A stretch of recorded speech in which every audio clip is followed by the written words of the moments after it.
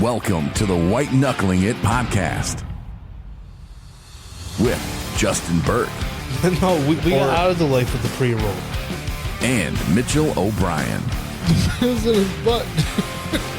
They share their experiences from white knuckling sobriety to becoming successful and living life in recovery.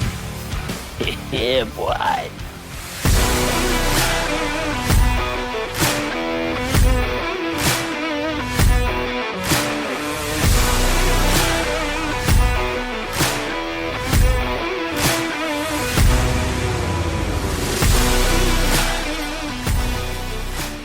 Welcome back to the White Knuckling It podcast. I'm Justin Burke. And I'm Mitchell O'Brien. High energy tonight. Yeah? How would you rate it tonight? Actually, I'm kind of low. I was going to start out that way. I was like, no, we got to be pumped. That's funny. Yep. But I don't know. I'm doing pretty good. We do these in the evening, Yep. and I tend to be a little emotionally drained just because I've done a whole day's work, and it just gets to be to the end. But I pull through. Yeah. Try not to make it a traumatic experience. Wink, wink. Why would it be traumatic? That's what you wanted to talk about, bro. I know. That's why I asked. Why would it be traumatic? Yeah, you push yourself past your limits, and then once you push yourself past your limits, if you do that too long and too far, then here we go, too far for too long, then it can make you make decisions that you wouldn't before. It can push you towards relapses and stuff like that. It can cause you to make decisions that can cause traumatic experience to happen in your life. Okay. That's where the thought process is. Oh. But you wanted to talk about traumatic experiences and how we deal with them in early recovery. Yeah. But the first thing I wanted to ask you before that is unrelated. And have you seen the show American Dad? Yes. Yeah? Yep. You know what was the alien's name in it? Roger. Oh, yeah. Yeah. Do you think that aliens could be living on Earth like Roger does in that show? For sure. I think the CIA would definitely hide some things in plain sight. Yeah? Yeah. Like walking around with wigs and shit? Yeah. I mean, look at what they had Roger do. I mean, he had multiple personas. Multiples. Just different every single time? Yeah. Like every episode was a different persona of Roger. Like sometimes he'd kill his own self off. Yeah, so that he can just pick up another persona. Yeah. There's an episode where he was a fancy woman from like older, like 100 years ago, wearing the clothes and stuff. And then next thing you know, he's an operator somewhere answering the phone. Yeah, just totally out there, weird, way off course. So it's like, where's this even coming from? But it was definitely good. Yeah. Yeah. I appreciate you humoring me. I was just thinking about that. I had it in my head for some reason, so I was just thinking about it. What's your take? Now, when you first brought up trauma, I was like, trauma and early recovery, like traumatic things happening to us in early recovery? No, like trauma that we would use to suppress the feelings of the trauma that happened to us. Maybe growing up, maybe even as teenagers. Some people don't even start really. Maybe some people like have a midlife crisis that they're just not ready to open up yet because it's shameful. Mm-hmm. You know, and you get a group of men around, let's say 30 of us, and I guarantee you somewhere in that room, you're not going to be the only one that has that trauma. Right.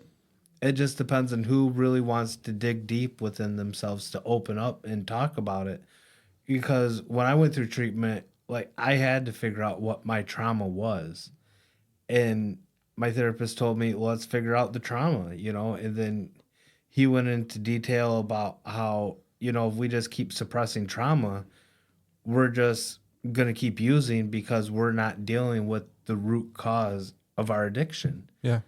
And mental health and addiction goes hand in hand darn near, and suppressing trauma can create mental health disorders. No, like I think suppressing trauma will create, like it's not they can, it's like they will create. Yeah, that's the way it went for me. I had traumatic things that happened when I was younger. I watched one of my family members die in an automobile accident when I was a young teenager.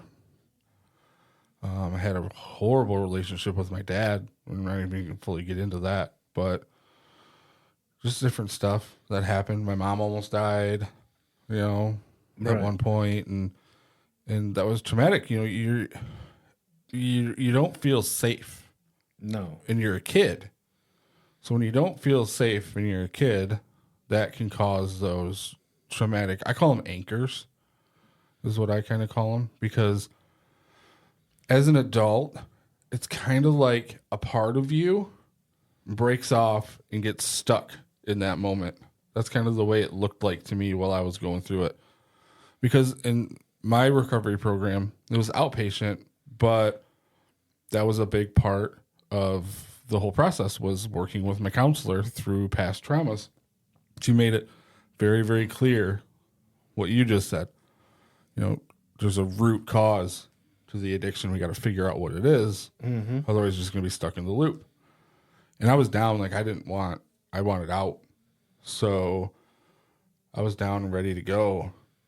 And so once we got through, it was kind of like her coaching me through the mental health stuff that was coming up as I was trying to stay sober in the beginning, because, I just pulled drinking out of there, and that was like a dam that was holding back a wall of depression and anxiety. But the pressure behind that depression and anxiety was trauma. So once I figured out, and she kind of taught me how to deal with the depression and anxiety that was coming through, and I did get on some medications at one point. They helped. Some did, some didn't. Found something that worked. That kind of helped me hold on. But then once I got more stabled out, she really was like, okay, now we're digging into the reason where that, where that happened. And she was very up forth with it, straightforward. And it was like, you're going to quit drinking, and it's going to hit you like a tidal wave. And I don't know any better way of saying it, because that's what it did. No, it does. It's definitely a tidal wave of emotions and having to relive everything all over again, but sober. Because you just open up those floodgates and you have to experience all of that. And there's no other way to say it besides where it's like a tidal wave just crashing into a city, like a tsunami, just whoosh and just wiping everything out, and all the innocent people there just get wiped out. And it's sad, but at the same time, it kind of happens to us because we'll be in that frantic state too, going through all this stuff, and we're literally gonna say and push away people that love us because we don't know how to deal with the emotion. We don't even know how to really process the emotion that we're experiencing. And some of us didn't learn how. We didn't have people to teach us how to do it properly, and it's mostly because those people didn't have people to teach them how to do it properly. And it's like a generational thing. You go back, and somewhere it was just, we decided not to deal with our feelings properly, and then it just was a snowball effect.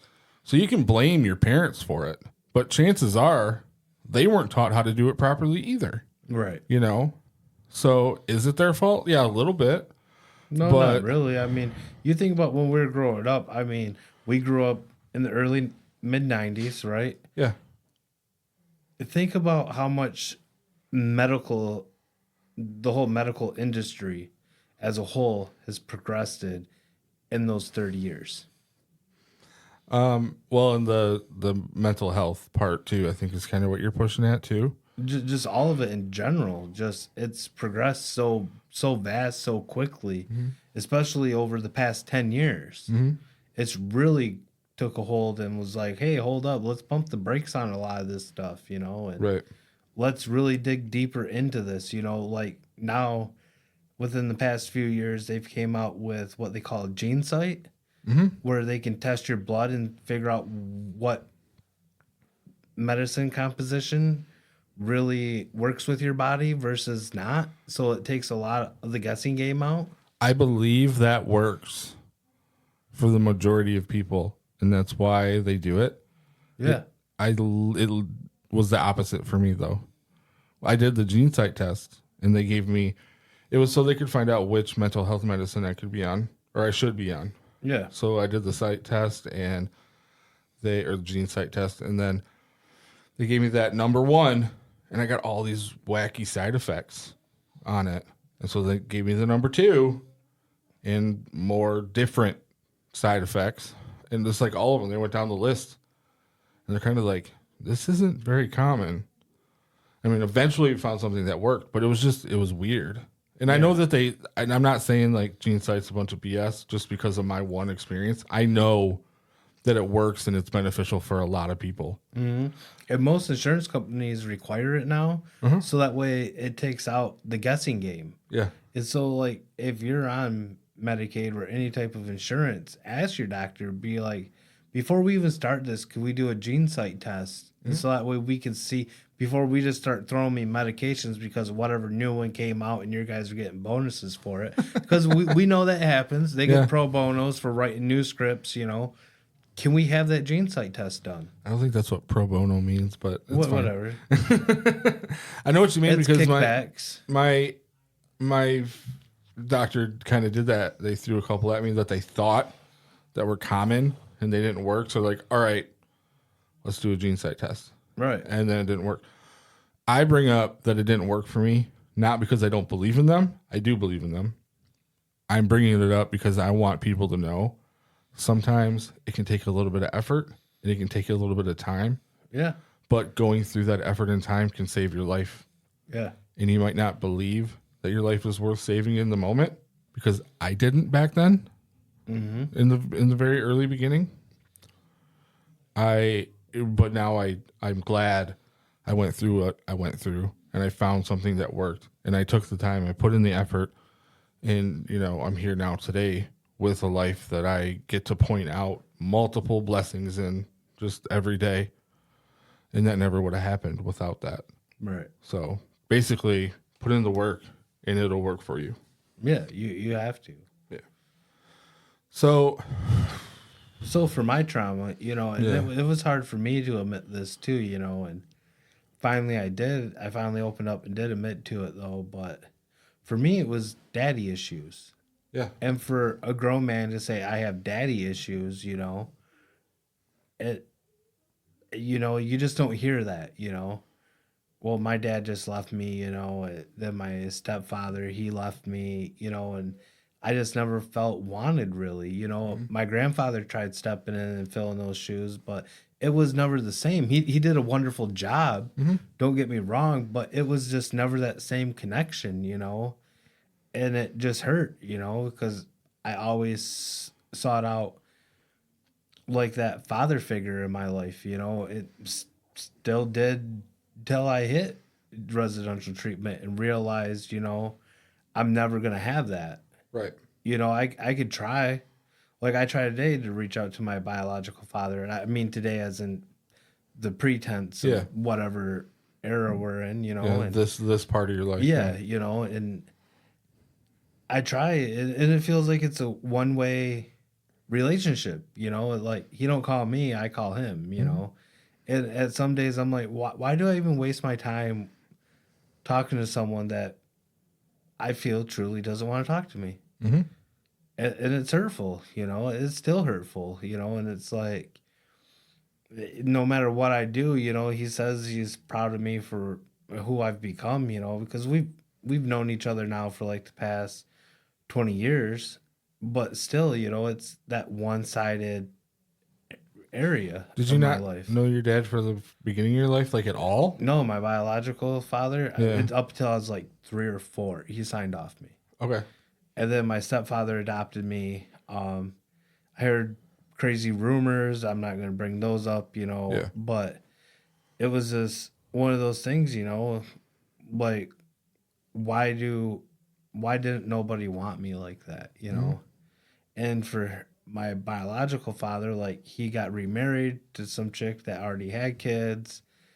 And it's like, okay, well, you can be a father to them, but you can't be a father to me. Like, where did I mess up?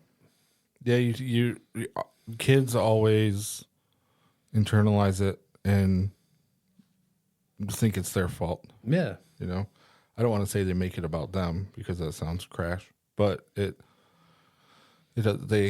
really do. They think, and I remember that too, because a big part of mine, and I mentioned it earlier, and I actually used the term daddy issues to try to mask my trauma with humor. But my dad didn't leave, but there's still trauma there, Right. you know? And I had the same situation. I never had a stepdad. I do kind of now, which is fun. But You call him daddy. I just call him my stepdaddy. He's a good guy though. I like him. Shout out Jerry. Who knows if he listens to this? I never really know. Sometimes he catches on to some of the stuff I do, and I was like, "Really? You found that? It's interesting." But my grandfather stepped into from my mom's side. I had a really loving, caring mom, and then my grandfather stepped in to her dad and just made sure that us boys were taken care of when my dad wouldn't, you know. Right. And so I can relate a little bit to that. But like you said, it's not the same. It just really isn't. It's like we're genetically programmed to seek out that I just brain farted. To seek out Parental caring? acceptance from your father. Oh, yeah. Yeah, there's another word too, but we are like, as boys when we're young, we want to have that acceptance from our father, and when you don't get it, it messes us up. So when other people step in, it's not a full replacement. It's just not. Right. So I dealt with that until probably, I was trying to almost my 30s, I think, until I realized. And I think I had a couple things happen in my life that really broke me into that last downfall of heavy addiction. Because I've talked about how, I dealt with it since I was like 18 or 19, but it's gotten progressively worse as time went on. Right. And there was like a whole bunch of stuff. There was a bad relationship, all stuff that I needed to take accountability for in my own life, but I wasn't mentally healthy enough to see that back then. I finally realized that I just never was going to get that from my dad. I tried so hard in so many different ways. I tried to get into the career path that he chose and just knock it out of the park and be the best I could be and get certifications that he's never even heard about. And I made a whole lot of people proud, but him.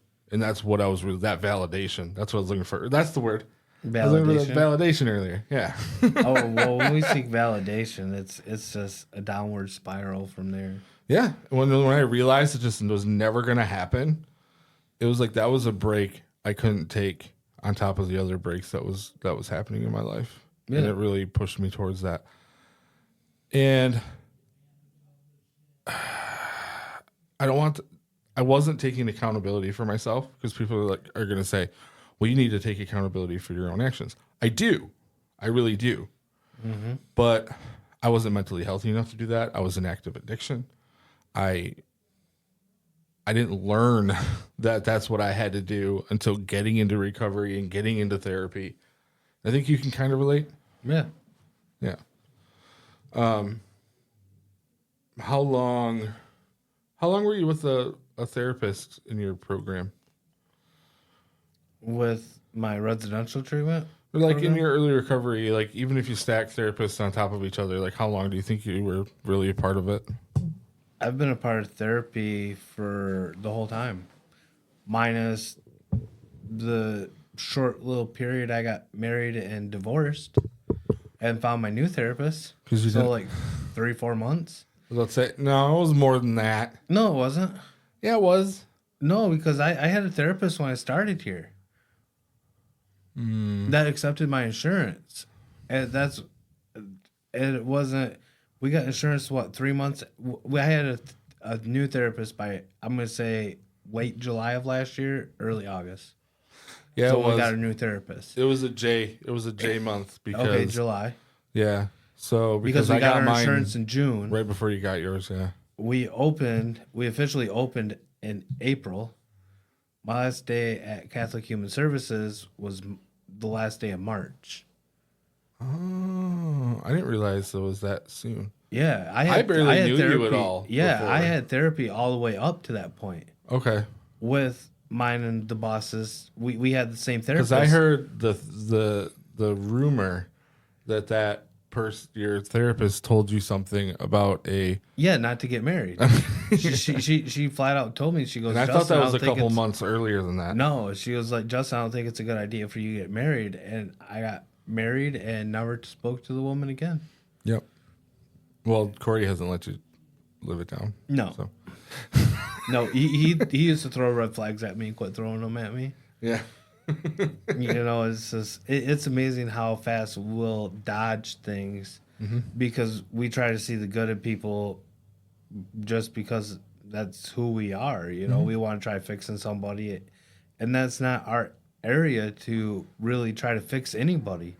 They have to deal with their own drama in their own time. Yeah. And drama equals trauma, whatever baggage they have in their life. And we have to learn how to take that half a step back and be like, well, not directly tell them, hey, well, you need to fix this, and this, and so on and so forth before we can do anything. You got to give them that time to learn what they're going through because it's a learning process. Just because I caught on to what I needed to early because I had a really good therapist after I got a residential treatment.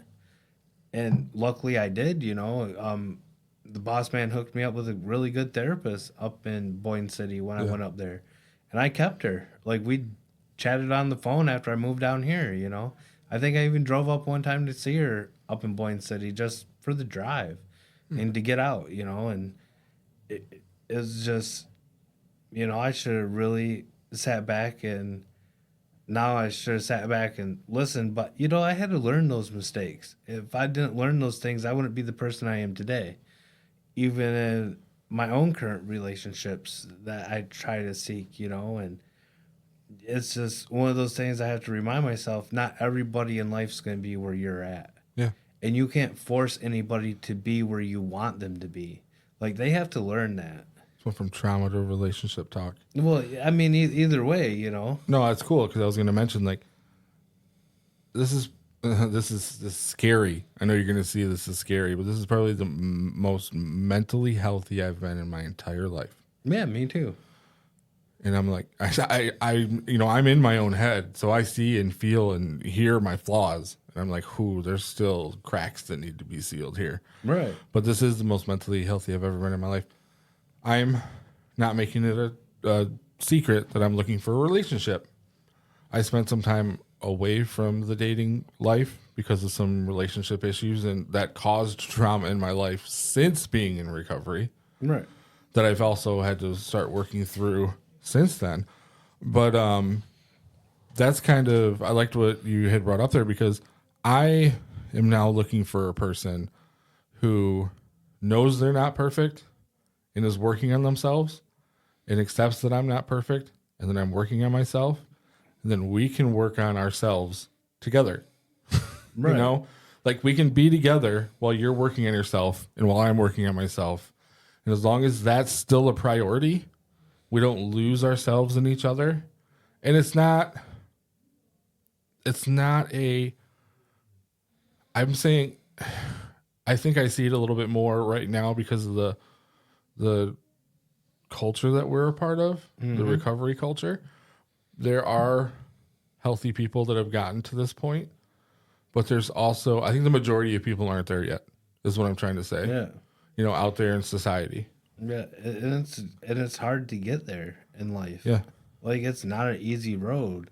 Like, I spent a long time in sober living processing those emotions where I wasn't just around one person, you know, and would make me feel some type of way, you know, about myself. And the fact that I continued to go to therapy and I had those good support people around me that did check in with me, you know, it was nice. And I still have a few people that check into me that I was in sober living with. Yeah. You know, they're still doing good. You got other ones that are on the opposite side of that because everybody knows that there's a ratio of people that, you know, this many out of that many people are not going to make it. Right. You know, some people are going to go up, some people are going to go down. I'm not talking heaven or hell. I'm just talking about that flow of, are you going to progress in your mental health and your recovery, or are you going to Bottom back out. bottom back out? Yeah. So, And it's sad when you bottom back out, you know, like after you've been in sober living and you feel like you have things under control and you get your own place, and then all of a sudden, you know, it's like you come home by yourself, you know, and you start feeling like, well, today was a good day at work, you know, I could have a beer, you know. Today was a little stressful, you know, I could have a beer, you know. You start I deserve validating. one. Yeah, you start validating why you feel like you can have these substances when you know they're not going to be any good for you. I gave myself every excuse or reward I possibly could to drink back in the day. Yeah. Oh, well, I had a shitty day at work, so I'm going to drink. Oh, well, it's a Friday. You know what we do on Friday? Have a drink. Oh, it's barbecue this weekend. Yeah, barbecue this weekend. Have Better a drink. grab a case of beer. Oh, it's Sunday and you got a hangover? Well, it's Sunday, so we have a drink in the morning because, you know, it makes the hangover go away and it never stops. You know, Tuesday night, that guy cut me off in traffic, that motherfucker. Let's have a drink. You know, it didn't matter. It really didn't. For some of us, you know, it would carry into, shit, what day's today? Yeah. Yeah. Oh, I was supposed to work like 3 days ago. Yeah. You know, I was supposed to be at work today. Like, And I never got what happened. I never got to there if I had to work and stuff. But if I knew that I had 3 days off, I would wake up at the end of that 3 days and be like, I got 2 more days, right? Nope. I remember one instance. I went to a buddy's house. I just split up with my daughter's mom. Went there. We drank to fifth. I had the wise idea, well, shoot, we got to drive 20 miles to go get the next one. Let's hop in the car and let's go. You know, and I'm like, and then we went and bought 2 more between 3 of us. And it's just like, I ended up blacking out that night. Yeah. I woke up the next night at 7 o'clock when I thought I was supposed to be at work. Tried calling the shop. Nobody would answer the phone. Yeah. I'm like, that's weird. People are normally at work 40 minutes ago. And so I tried calling my buddy. He's like, bro, it's 7 o'clock at night. Yeah. Well, it was wintertime, so 7 o'clock at night Yeah. to 7 o'clock in the morning. It looks the same outside. Yeah. So I didn't really pay attention, you know, to where my phone said AM or PM. And I'm like, fuck. I was like, I didn't call into work. He was like, I had you this one time. Don't ever let it happen again. You know, like, Yeah. I told him what you were going through, some personal things, and you were splitting up with your girl, and you tied on a good one last night. And you called me at 4 o'clock in the morning because you knew I'd be up. Said you were coming into work. I was like, I didn't call you at 4 a.m. He goes, yeah, you did. Slurring every word you said, telling me how you're going to be to work. And evidently you passed out. And I just felt so much shame and guilt Oh, yeah. come over me. And I'm like, fuck. And then my buddy and his woman had jobs and they were gone, you know, and I'm just like, man, they just let me sleep. Yeah. And then he came home from work like a couple hours later and he was like, dude, you were tore up last night. He goes, I don't know how you didn't hook yourself. You fell into all of our ice fishing gear.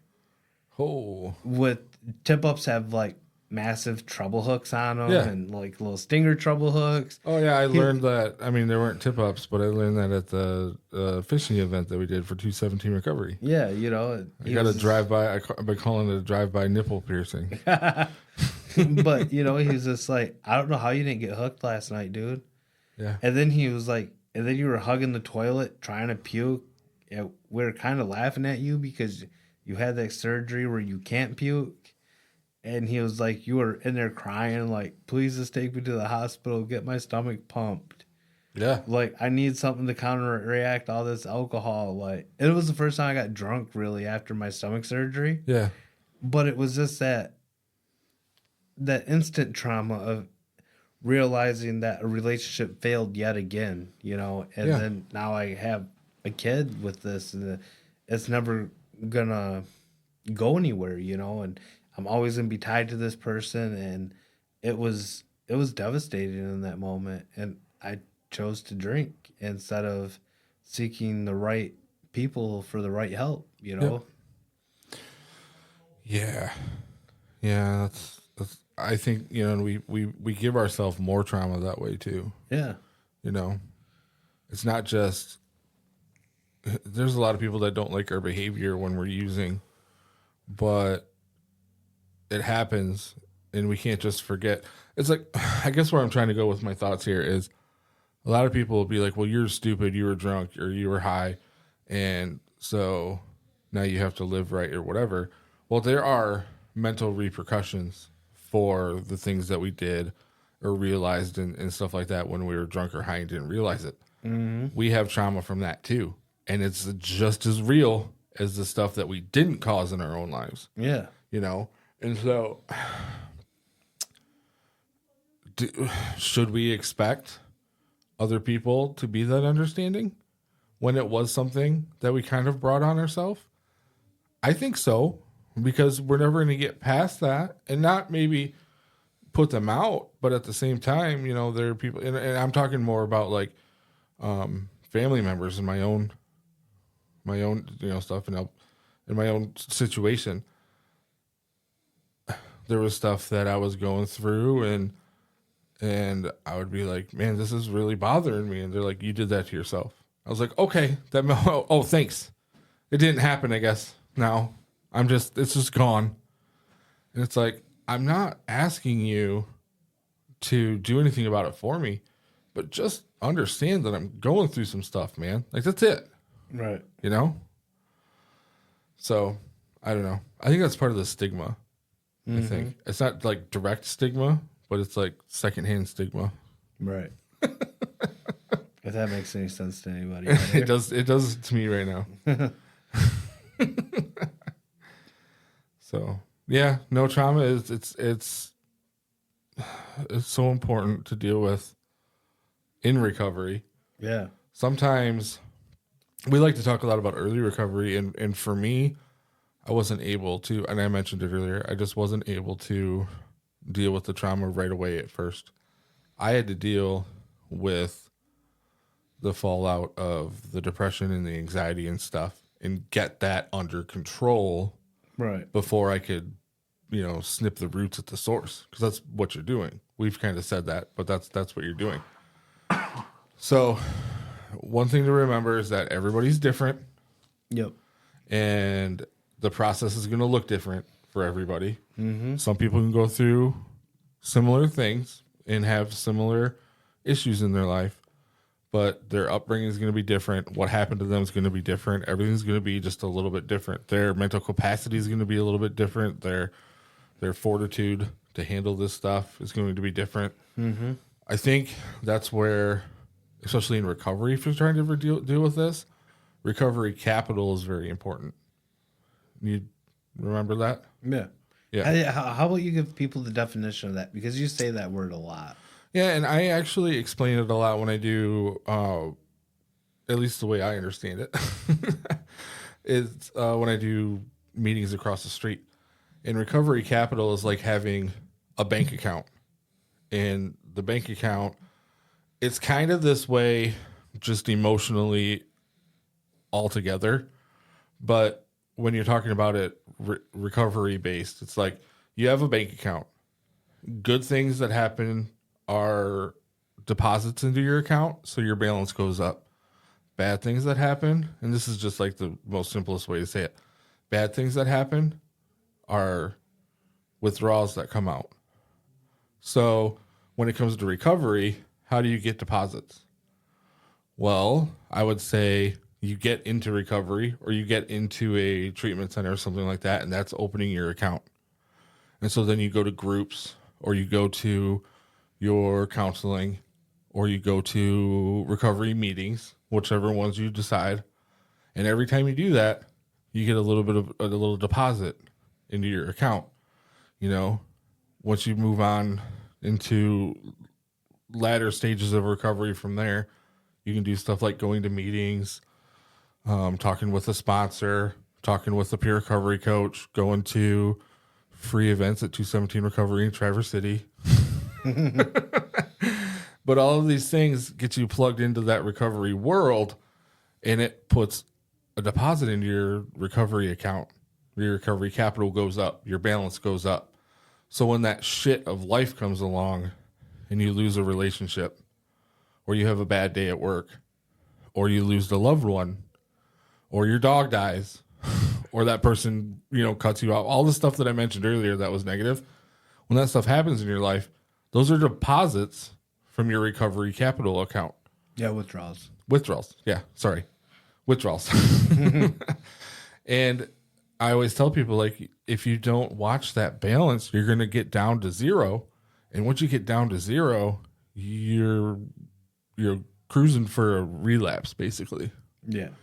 That's where you're the most vulnerable to a relapse. And the only place I really heard that really recovery capital was in a recovery coach training. Yep. Not so much put on by the state, but through a different organization. They really pushed that. See, that's funny because I learned it more at the state one. They pushed it more at the state one and really explained it to it in a way that I could remember it. And it makes sense. And then when I see it where I'm at now, in realizing that it was not just addiction that was my issue, it was my trauma and my mental health that was the issue, I'm like, well, that's really cute to put the recovery badge on it. But I'm like, but that's how our psyche works from start to finish. That's how my emotional intelligence works outside of the recovery world, and away from recovery related things. Like, you have to be doing something in your life to be bringing up that positive, because the negative's going to happen. It just doesn't stop. That's not how this world works. Negative happens. You're going to meet an asshole somewhere. They're going to say something to you. Just something rough is going to happen at work, and it's going to happen. Bad things happen no matter where you're at. So how do you deal with that? You have to inject the good things. Right. That was probably a bad No. choice of words. You have to add good things into your life. We're not injecting things. I apologize. But anyway, that's what I got for recovery capital. Did I explain it well? Yeah, I think so. Except for my typo with, Yeah, it's okay. withdrawal. Mispronounced words around here are really common. Yep. We use the wrong word at the wrong time. It's all right. We give you a It's lot of learning shit for it. process. You did a good one today. We give you a lot of shit for it, but we all do it. Yeah. I do it the worst. Yeah. So we just got to find something to pick on you for, Oh, I'm sure. because it's like that with everybody. Mm-hmm. We all have something we get picked on for. Yeah. Yeah. So. My pronunciations of words. Yeah. I don't know what it is. It's been like that my whole life. That's right. It's okay. I'll go home and cry about it later. It's okay. I'll even talk to my therapist about it. Yeah. I'll write it down in my little book. Because if getting picked on for your pronunciation issues is a withdrawal from your capital account, you need to do a deposit by talking to your therapist. Yeah. That's how it works. Right. Exactly. I love it. Well, what else we got? I think we covered it pretty good. Yeah. Anything else to add? Not really. Well, take it away. You got a fun topic you want to talk about real quick? I started it with a fun topic. Oh, Yeah. Did you have one in mind that I'm avoiding? no. Oh, okay. I was like, I can't think of any other ones. No. No? Okay. Not yet. I can't think of one yet. Okay. It'll happen soon. Well, we need material for the next pod. Yeah. So, well, take it away, Mr. Burke. Let's do this. Take what away? The episode. Oh. So just remember when you're going through a tough time or whatever, especially in early recovery, make sure you get a therapist. I tell everyone that, even on rides, over at Detox, I stress getting a therapist to talk about your problems and dig deep within them with a therapist.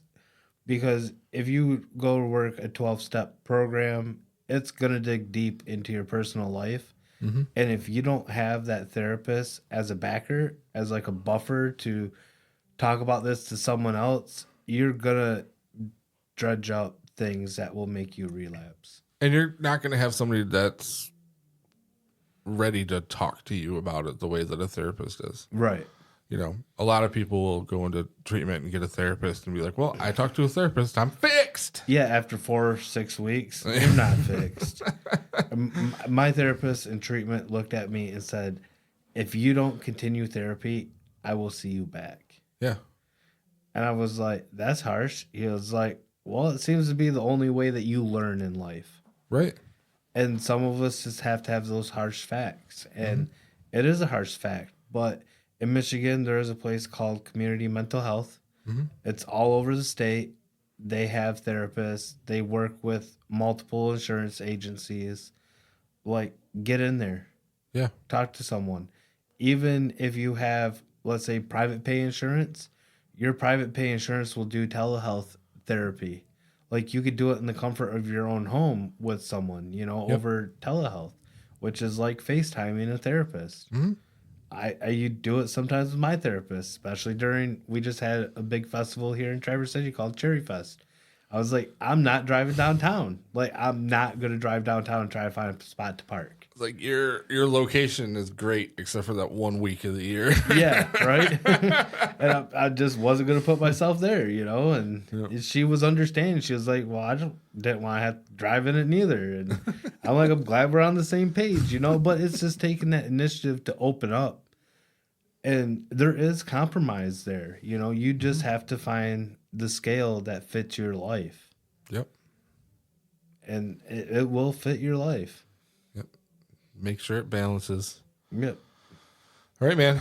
Well, I'm going to be thinking about what we're going to talk about next week as soon as we get off of here. And we always talk about something that brings interesting questions to my mind. Yeah. Well, normally my topics of the week typically involves with my job and a ride I had to do. What they do, because we'll spend multiple hours in a vehicle with somebody. Mm-hmm. And I did that this week, and this was a great topic that came up in a car ride. Yeah. One-on-one time, a deep connection with someone that I'll probably never see again. Yeah. But at least I planted that seed to allow it to grow, and I was told this once in therapy that if we don't cry, we don't water ourselves for new growth. Mm-hmm. Yeah.